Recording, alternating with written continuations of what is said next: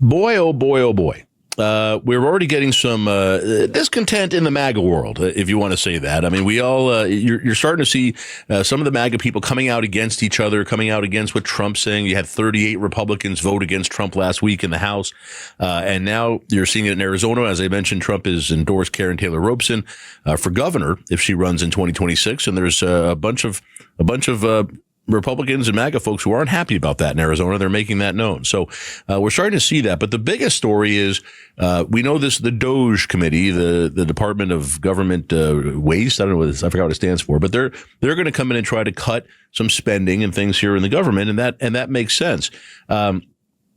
But what we just had is Vivek Ramaswamy and Elon Musk, the co-chairs of this DOGE committee.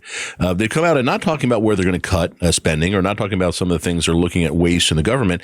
What they said is that the United States should increase the amount of foreign workers that are allowed into the United States. Yes, you heard that right. They're saying we should allow more immigrants to come in and take jobs in the United States.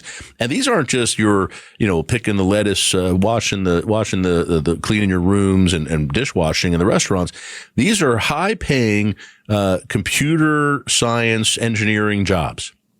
And it's not just that they're saying we should bring these people in because we have a need, that we don't have enough American workers. That's not it. We have the American workers. There are American kids graduating from colleges with these degrees, and they're not able to find jobs right now.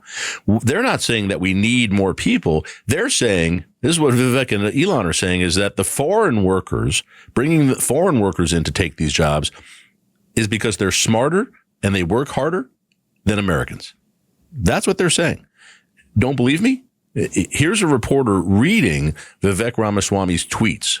And former presidential candidate Vivek Ramaswamy, now part of the DOGE effort with Elon Musk, he published a lengthy post in recent days about American workers.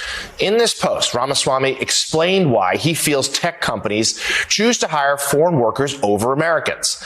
He boiled it all down to, quote, culture. He wrote in part this: "Our American culture has venerated mediocrity over excellence for way too long. That doesn't start in college. It starts young. A culture that celebrates the prom queen over the math or Olympiad champ or the jock over the valedictorian will not produce the best engineers." He continued, "Trump's election hopefully marks the beginning of a new golden era in America, but only if our culture fully wakes up, a culture that once again prioritizes achievement over normalcy, excellence over mediocrity, nerdiness over conformity, and hard work over laziness." All right, so that's Vivek Ramaswamy in his own words. They're reading his tweets, and he's not denying it. This is what he wrote.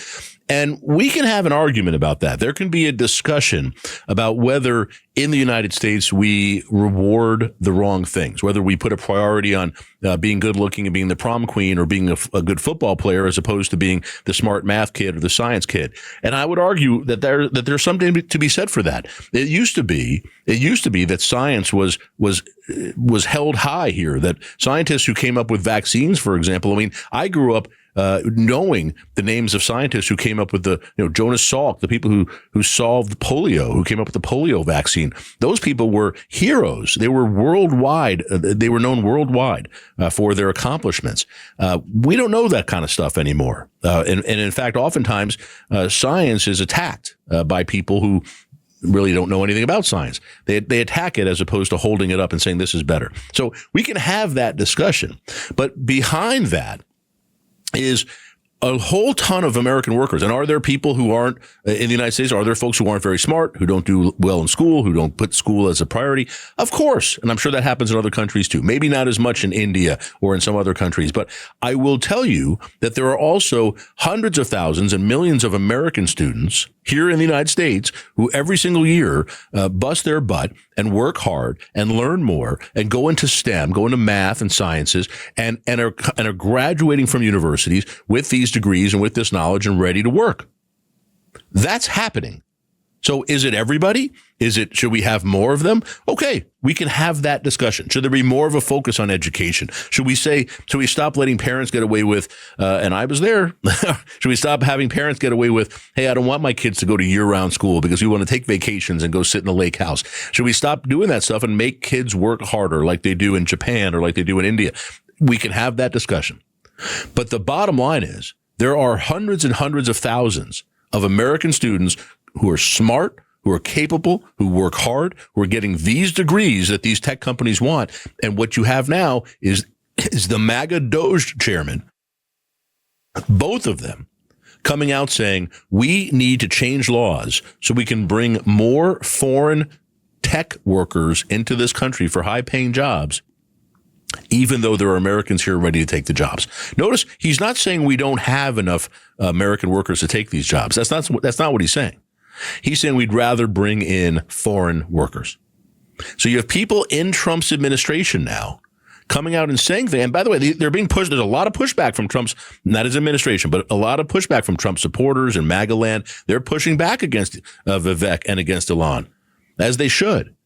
Because what this really sounds like is the tech bros who are saying, hey, we like hiring foreign workers more. And they're not going to say this part because they're cheaper, because we don't have to pay them as much, because we can hire them in their countries or hire them here and pay them less than we pay American workers. And they're trying to blame us for that. They're trying to blame Americans for that. Come on. These are the guys that Trump put in charge of this stuff. And they're not in charge of this, by the way, but they have an oversized influence on what's going on in this administration. Elon Musk has been by Trump's side every day since the election.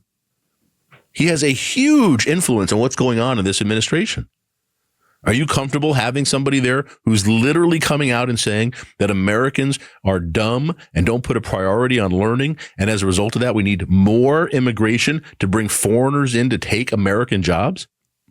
Because that's what he just said. That's not me saying that. That's what Vivek said, and that's what Musk said.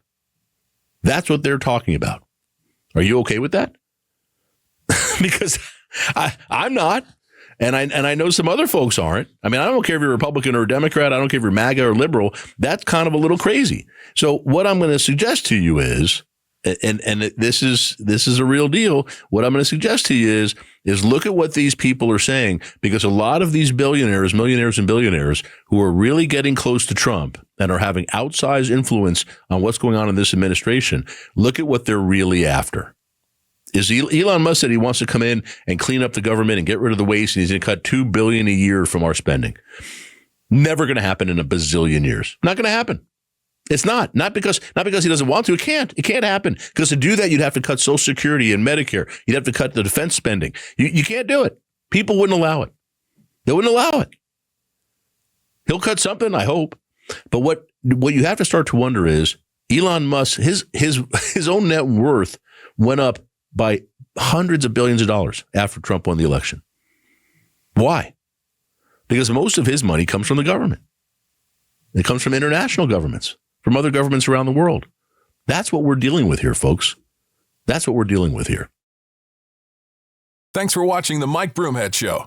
Catch up on Amazing Arizonans, a KTAR News podcast, and click the button in the middle to subscribe.